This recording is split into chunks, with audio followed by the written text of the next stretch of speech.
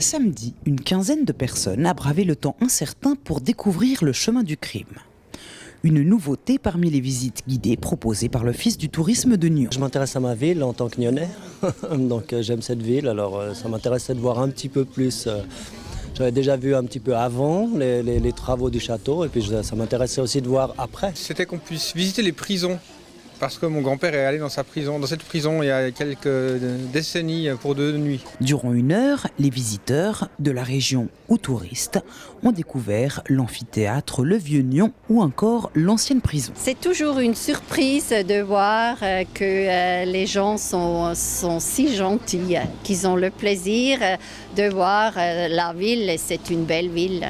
Les visites guidées de la ville attirent en moyenne 500 à 600 personnes par année, grâce à plusieurs formats et thématiques. Il y a par exemple un tour aussi sur la thématique de Tintin, qui a un lien avec la ville de Nyon, à travers l'affaire Tournesol.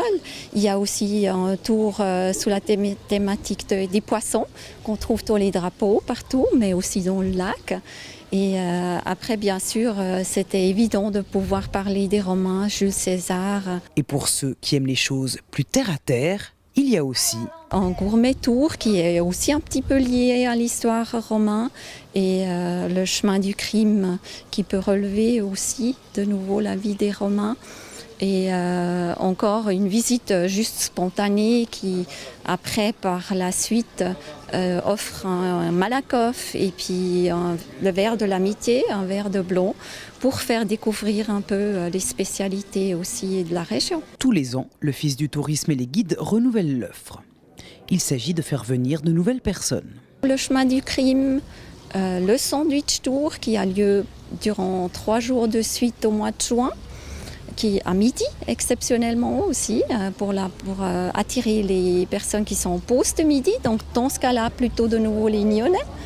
Et après il y a encore le gourmet tour qui est fixé pour la fin de la journée, donc départ à 18h depuis la place Pellaire pour ensuite finir vraiment carrément au restaurant. Et ça marche.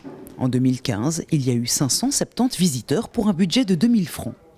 Mais Nyon Région Tourisme a de l'ambition. On espère que ça sera une année bien forte. Et là, on est content. Cette première visite avec une participation de 15 personnes a déjà dépassé les attentes. Les premiers visiteurs de l'année semblaient en tout cas satisfaits. La plupart reviendront.